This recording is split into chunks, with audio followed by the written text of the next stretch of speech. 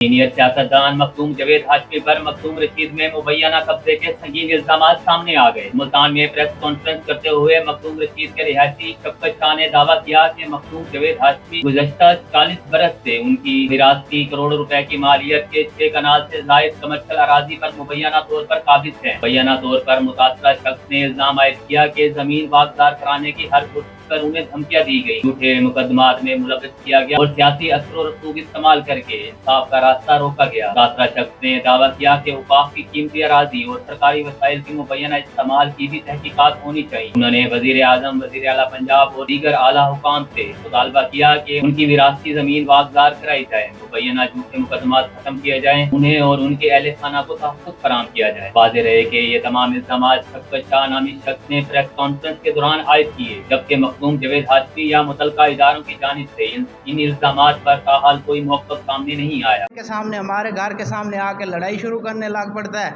कोई गालियां देने शुरू कर पड़ता है। ये बताएं, मेरी अपील है इंतज़ामिया से कि आप मुल्क छोड़ दें। ये जो पॉलिटिकल इन्फ्लुएंस है ये जवेद हाशमी साहब का, ये जो एक किस्म के डॉन बने फिरते हैं, क्या हम इनकी वजह से अपना मखदूम रशीद अपना इलाका छोड़ दें? कभी कोई तो आए, कोई तो इंतज़ामिया आए, कोई पॉलिटिकल लीडर आए जो हमारी हालत इज़हार को देखे, आके हमारे मामलात को सुने तो सही। इसने क्या किया है हमारे हल्के के लिए?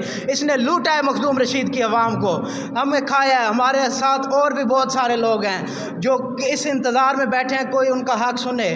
कई लोगों की ज़मीनों पे इस पर कब्ज़े किए हुए हैं, महकमा औकाफ की जिसके ऊपर इसने कब्ज़ा किया हुआ है वो इसने आगे सेल करा हुआ है। बेचारे जो लेके लिया तो वो तो बेचारे मर जाएंगे ना। इन्होंने तो पैसे लूट के अपने रकबे बना लिए, अपनी जायदादें बना लिए शहरी इलाकों में। खुद ये मखदूम रशीद छोड़ के चला जाएगा जब लूट के चला। पीछे जो लोग मर रहे हैं बेचारे, जिनका ये हक खा रहा है, क्या होगा उनके साथ? हमने आवाज़ उठाई है। इंशाल्लाह जब हमारी मामलात सुनवाई हुई तो और भी बहुत सारे लोग हैं जो एक खौफ की वजह से जो है ना ऊपर नहीं आ पा रहे, उनको एक टच चाहिए। मेरी RPO साहब से, तमाम इंतज़ामी इदारों से जो है ना अपील है हमारे मामले को सुना जाए। उसके अलावा इसने जो है ना नहरी हमारे ये नेबर हैं, ज़मीन में भी नेबर हैं, घर भी हमारे साथ साथ हैं। ये जो हमारा ज़राई रकबा है उसके पानी पे इसने कब्ज़ा किया हुआ है। हम किसान कहाँ पे जाएं, कहाँ से अपनी फसलें उगाएं?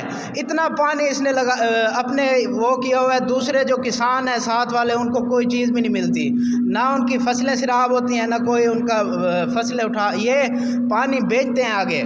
कब्ज़ा कर लिया इसने। ये जो इसके साथी हैं, इसके वो करिंदे हैं दूसरे जो इसकी खातिर मामलात इसके करते हैं सारे नीचे, उसको जो है ना ये पानी बेचते हैं और दूसरे जो है ना इस तरह की फैसिलिटीज़ देते हैं। मैं तो बीबी मरियम साहबा से अपील करूँगा कि हमें हमारे रकबे का कब्ज़ा दिलवाया जाए और इससे जो है ना वो जितने अरसे से इसने कब्ज़ा किया हुआ है उसका जो अखराजात हैं वो भी हमें दिलाया जाए।